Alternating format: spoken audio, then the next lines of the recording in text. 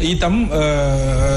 avion bi nga xamante ni avion présidentiel bi ñu jënd ñu ngi wax ne près de 60 milliards alors ci jamono ji nga xamante ni sénégalais yi ñu ci bari xëy na mbir mi da leen choqué ci bu ñu xamee ne Sénégal ak fi réew mi toll am ñu jàpp ne itam loolu normal la ci ab njiiti réew am avion présidentiel amuñu woon occasion mu waxtaan ko ak yow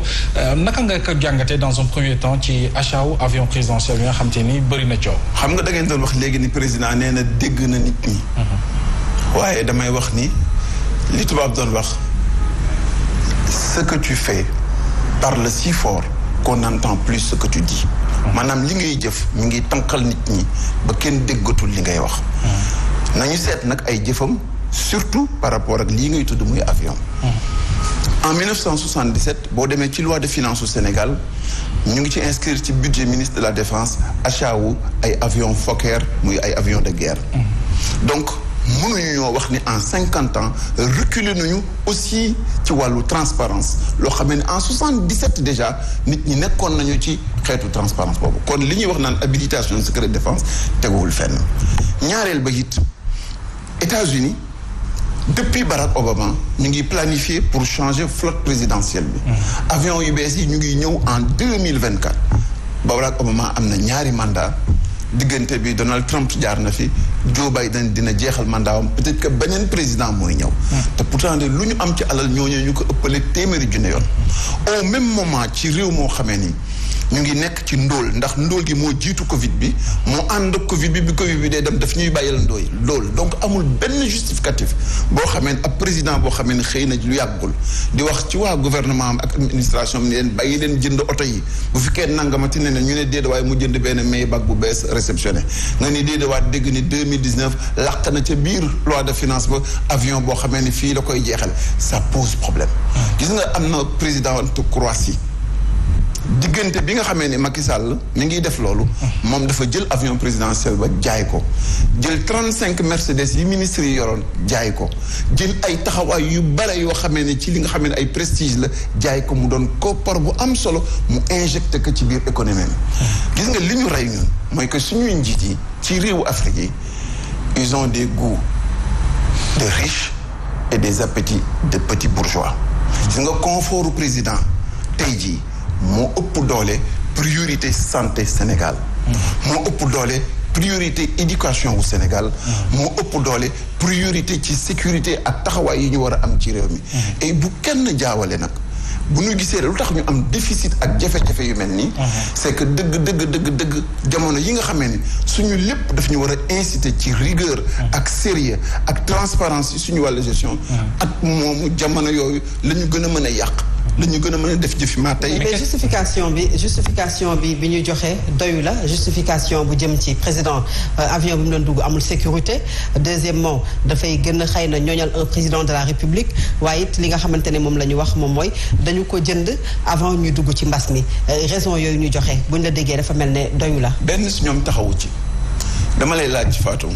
est-ce que ab président de la république bu wàccee ci benn vol régulier day wàññi dayee président sam wala déet. un président de la république bu jëlee ab train wàcc ci benn barab ndax day wàññi dayoom déedéet bu wàccee ci ab vol régulier Air Sénégal ndax day wàññi dayoom déedéet ndax sas suñu ko jox moo ëpp avion bi kon képp ku fi taxaw di coowu avion ak confortu président ak sécurité président mën nañ la tontu ni la demal nga xool Maroc nan la ñu def dañoo jënd avion intégré ko ci seen flotte nationale bu président soxloo jël avion ba parce que il faut que ñu série gis nga nekk guñu pour les 20 25 voire 40 ans yi ñëw suñu kanam foo xamee ne mën nañu am président de la république boo xamee ni day am avion boo xamee ni day am lalam am fu duusam am nangam ak nangam il faut que ñu sérieux il faut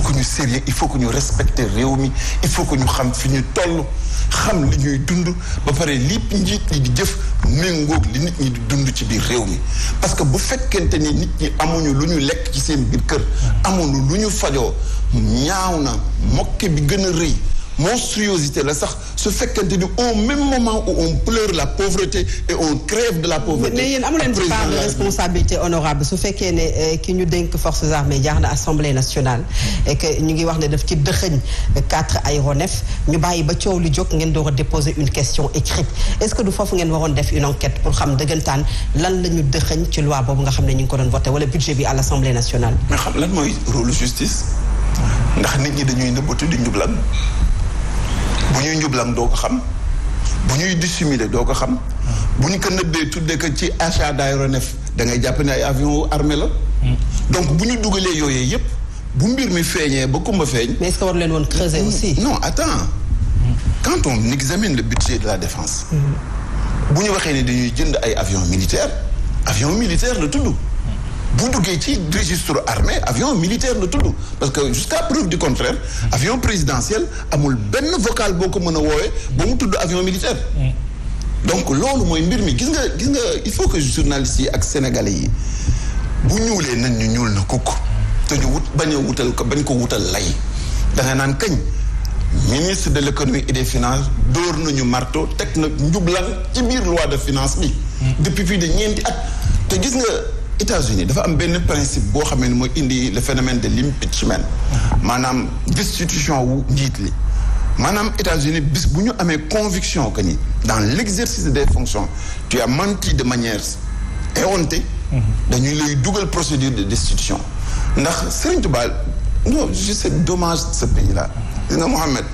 dañoo am ay lumière ci réew mi yoo xamee ni tant que nanguwuñu référé wu ci ñoom du ñu dem fenn Serigne Touba dafa ni bàyyi fenn moo gën jàng alxuraan et on vient d'avoir la conséquence xam nga la tax ñu dissimuler ko noonu gisoon nañu coow maître Wade ak avion am keroog bi muy leen yebee journalistes yi dem xaw ma ca France pour seen ndëgam réacteur yaa nga fa am de coow loolu ak livre yi ca bindoon sa jamono yooyu ak ña bindoon livre yi ak kaas yañ ca kaasoon moo tax ñu doon daw coow mais ci affaire boobu. mais yéen question écrite bi est-ce que du rek pour la forme bu ñu gisee ay question écrite question orale yoo xamante ne ñu ngi ci tiroiru njiitu assemblée nationale te amul suite est-ce que question écrite bi nga xam ne yow Cheikh Abdou Bara Dolly Mbacké déposé ngeen ko mën nañu ci xaar njeexital. bu dayaaree na mu jaar naan jaare de. duñ ci gis dara ndax man mii rek am naa 20 questions. ah oui orales yoo xamee ni ci législature bi dugal naa ko benn si ñoom tontuwuñu ci. magum nag waxoon naa ko moo gën fuuf magum xamoon naa ko suñu mission en tant que député moo di topp action gouvernement bi di ko laaj muy indi leeral pour askan wi ba pare di alerter nit ñi ci dérive yi nga xamee mi ngi am tey jii lii xew ci assemblée nationale moo di que ni da nga gis ni ay jamono dañoo dige woon ni semaine bu nekk dina ñëw assemblée jàkkaarloog député yi waxtaan ak ñoom ba ñu demee ba xam ne loolu musiba la ci ñoom ñoo ci génn ba mu seet weccoo ko ak journaliste yi ndax ab journaliste mënta taxaw ak ministre ni ko hey yow nangam ak nangam parce que ab député dafa am fu mu wéeru foo xamee ni journaliste wéeru fa dafa am sañ-sañ boo xamee ni journaliste sañu ko